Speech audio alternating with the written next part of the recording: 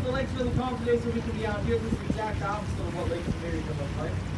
During that month, we can have, during the month of November, the worst time of the year, we can have storms that can touch back to pound winds to exceed speeds of a Category 2 hurricane, which is over 110 miles an hour. Those can generate very large waves, usually averaging anywhere between 20 to 35 feet in height.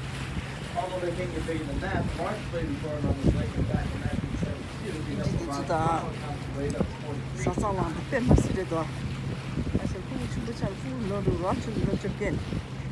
Which is roughly 15 feet above the top deck of this vessel. Those storms in November make this lake the most dangerous out of the 5 Great Lakes. Since shipping began here in the 1850s, there have been over 350 shipwrecks of freighters, with an estimated 1,000 vessels in total that we haven't yet discovered. The largest, most famous shipwreck on the Great Lakes is the wreck of the Edmund Fitzgerald. How many guys know that ship? Two of you? How many guys know the song? 말로도 있었다. 왜? 여기 말해. 삼바 하우스. 왜? 한지 삼바 들래. You sure? All right.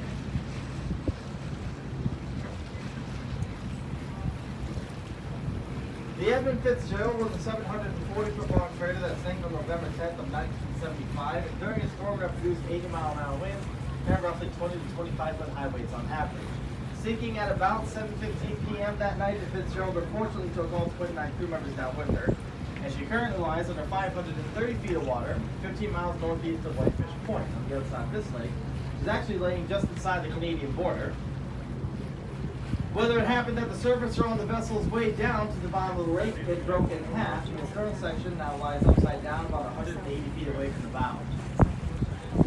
The Fitzgerald was the last and largest freighter to have sunk on the Great Lakes that I'm aware of, and despite the risks of sinking, shipping is still very prevalent across the lakes. Our harbor, the Twin Ports, is the busiest harbor on the Great Lakes, seeing easily around 1,000 ships every year.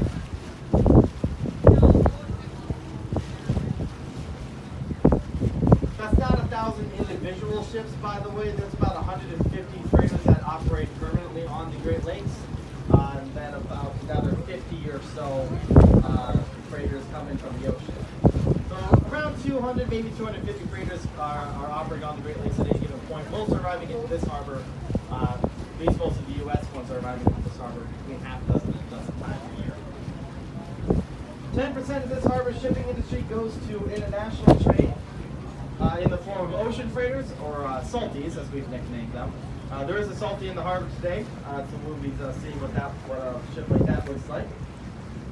For anyone curious, it was the brown freighter that came in at about 2 o'clock or so this afternoon. Most salties are arriving empty and will depart loaded with grain, but some do arrive loaded with cargo, namely machinery components, sometimes bags of boards coming from Turkey, or we also get cement on occasion as well.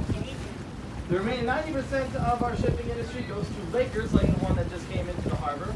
That is actually that particular freighter could go out to the ocean, but most places will never do so. But most Lakers are built for the Great Lakes and